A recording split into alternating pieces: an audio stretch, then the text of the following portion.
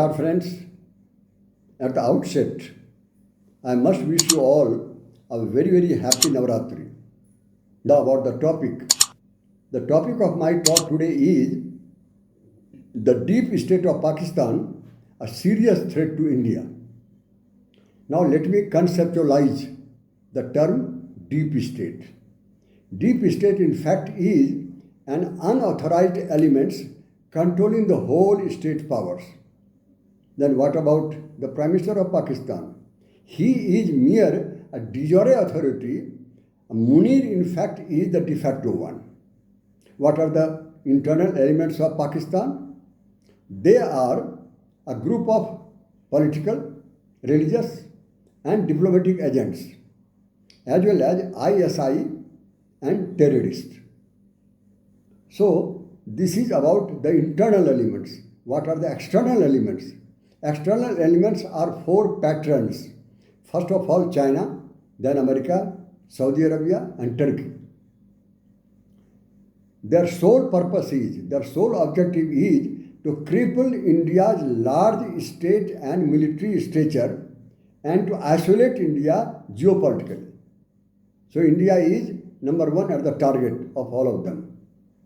They all conspire to span India's concern to multiple fronts. Therefore, the deep state of Pakistan is a deeper threat to India. General Munir is self-promoted Field Marshal of Pakistan. Now, what is his contribution?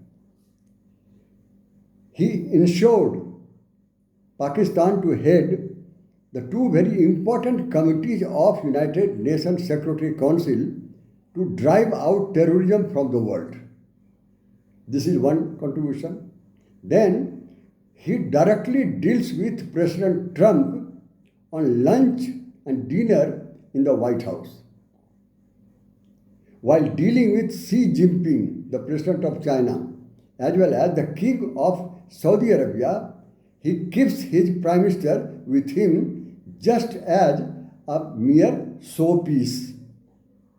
General Munir also has managed military pact with Saudi Arabia, which is said to be a Islamic NATO based on attack on one to be considered as an attack on both. After America and Russia, Pakistan is only the third country to offer nuclear umbrella to non-nuclear state. The third country after USA and Russia. Saudi-Pakistan military pact has mounted and multiplied India's national security threat to a larger extent. General Munir too has managed to get sophisticated weapons from China, Turkey, and Azerbaijan at the time when the full swing war, Sindoor operation, war on with India. This is not a simple thing. When the war is already on, then even the big states is not very easy for them to get this kind of arms from any other countries. So this is a rare one. And this is an achievement of General Munir in the interest of Pakistan. And that is against India. He also ensured India to get isolated geopolitically on vital issues like Pahalgam killing and Sindoor operation. Not a single country stood with India in either of the situations. This is a fact. On the other hand, on the contrary, Pakistan was crowded with other countries. Now, India faces two major economic and strategic pressures. Two major economic and strategic pressures. And you are aware, as regards the economic pressure is concerned, that's heavily coming from President Trump of America, and the strategic pressure is coming from Saudi-Pakistan military pact. Incidentally, in both the pressures, the deep state of Pakistan has direct hand against India. This is their achievement. Now, this is all about the concept of deep state. Now let us see my analysis. The first point is that earlier Pakistan's army chief, including Ziaul Haq. Two were involved in anti-India activities. However, they were an authorized military law administrator, unlike General Munir. General Munir, as I said, is an unauthorized one. This was the difference. Earlier chief was authorized martial law administrator, what Munir is not.